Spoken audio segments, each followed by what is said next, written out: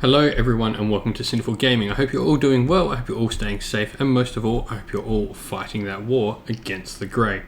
Today we've got another video in our Start Collecting series as we start to wind up this series. It's all about looking at the various different Start Collecting boxes for Warhammer Age of Sigmar and looking at how they help us start a force for the army they're supposed to be for. We'll also look at how we can expand upon these Start Collecting boxes to create a fun and unique and thematic army that'll look great on the tabletop. So today we are looking at the number one undead army, the Legions of Nagash, and the Start Collecting box for them, Start Collecting Skeleton Horde. So this is a really cool Start Collecting box. It's actually the only Start Collecting box that contains a named character within it, which is really cool, and it's got some great units alongside them. So let's get cracking into talking about this box, and we'll start off with the Mortarch kit. So you can see in the big guy there at the back, he is the Mortarch, and that is the model for Arcan. But there are three separate models you can choose, and they really depend on how, I guess, our later choices might go.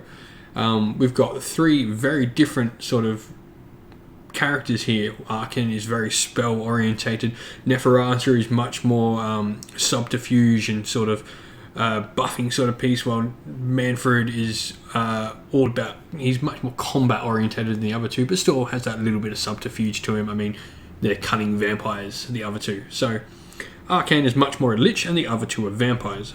They're all right up top these sort of giant undead beasts, and they're all really cool looking models. So what's interesting about Legion of Nagash is the book itself is split into actually 5 different allegiances. One of them we will just throw to the side for now because it doesn't sort of go with anything we're getting in this Start Collecting box, and that is Soul Blight, so we can put that to the side. However, you can look at 4 different allegiances within Legion of Nagash, one being the Grand Host of Nagash himself. You can also choose to look at the 3 Mortarch specific legions. So we have for Arcan the Legion of Sacrament, for Neferata the Legion of Blood, and for Manfred the Legion of Night. All of these have really different abilities, and they all play off very differently, which is really cool. So you've got a great way to start. So the first and most important thing is picking which Mortarch you want to go with, and that'll sort of depend not necessarily on what units you pick for your army, but definitely how your army plays. Although some units do get more benefits being in one particular sort of faction than others. However, nothing in the Start Collecting box that really doesn't apply to. So to start with, that's your main decision, and I'll leave that up to you because I've sort of tried to pick the most generic sort of line to play down so that you can use this for any of the 3 Mortarchs. And I might come back later and look at Mortarch specific variations of this, but at the moment I think this is the best way to do it.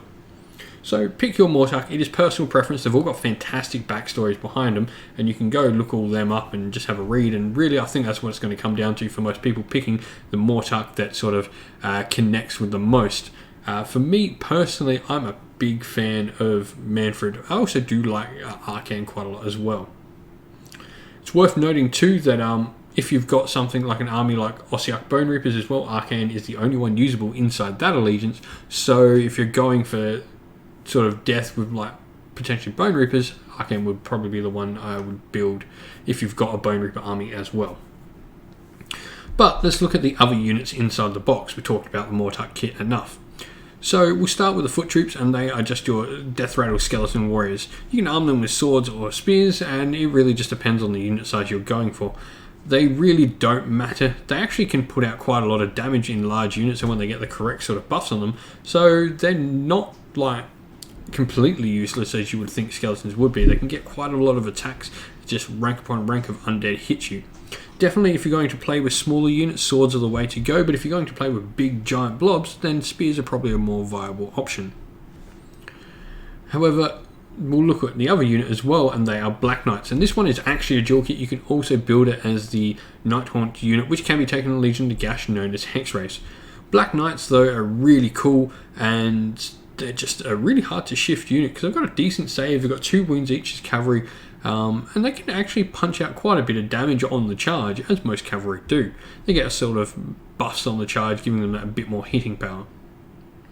Really, you can do whatever you want with these starting units. I do probably suggest Black Knights over Hexwraiths, as Hexwraiths have a much more sort of specialised role.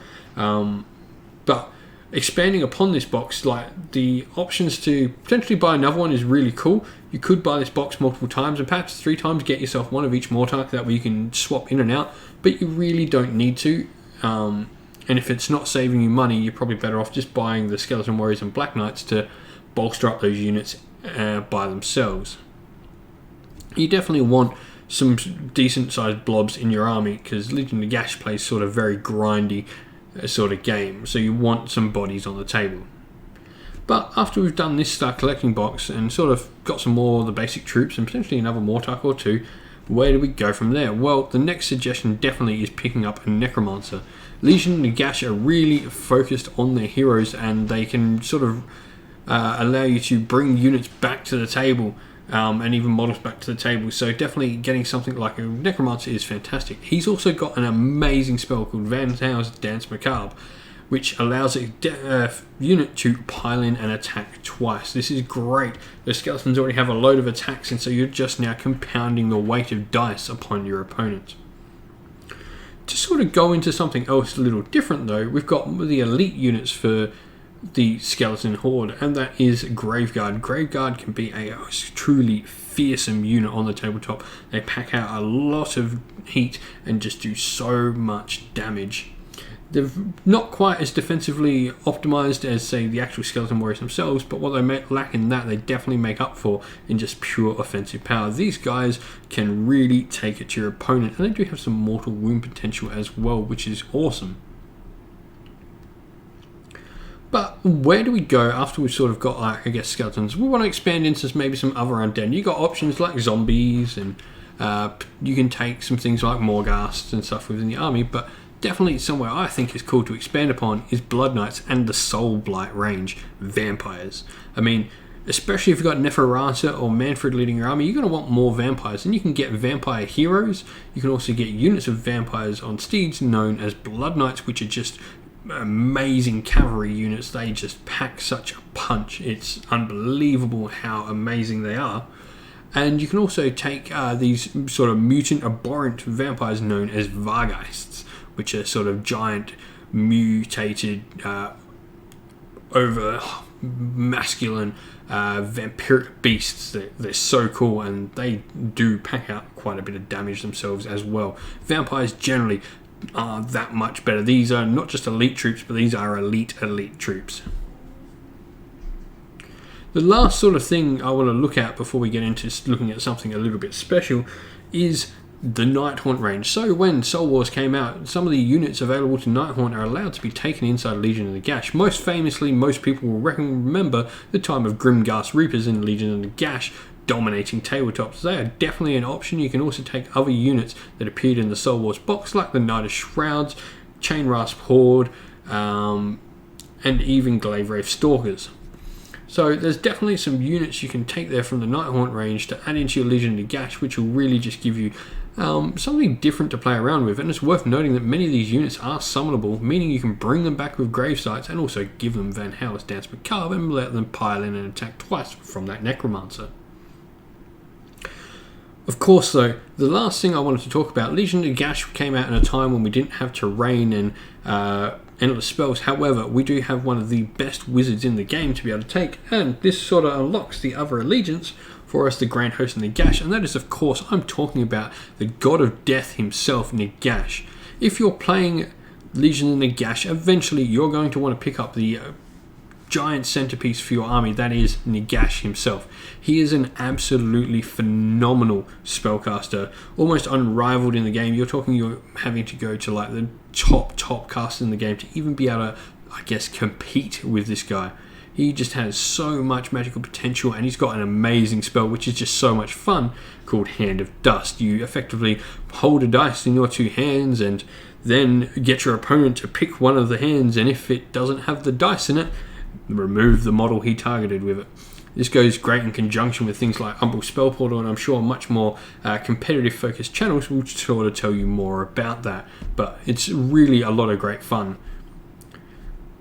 Anyway, I don't think I need to say anything more about why you should pick up Nagash for this army, because he is in the name of it, but hope you enjoyed the video, and hope it's given you a good starting point to look at this. If you'd like to see videos potentially sort of more specific to each one of the allegiances here, leave that in the comments below and let me know, and if there's enough sort of want for it, I'll do that one as well. But don't forget to like the video and subscribe to the channel. We're so close to 1,000 subscribers now. Thank you everyone for supporting the channel. And lastly, don't forget to stay safe, stay well. Most of all, keep fighting the war against the great, and join the Discord in the links down below. Ciao for now, everyone. I'll see you all again real soon.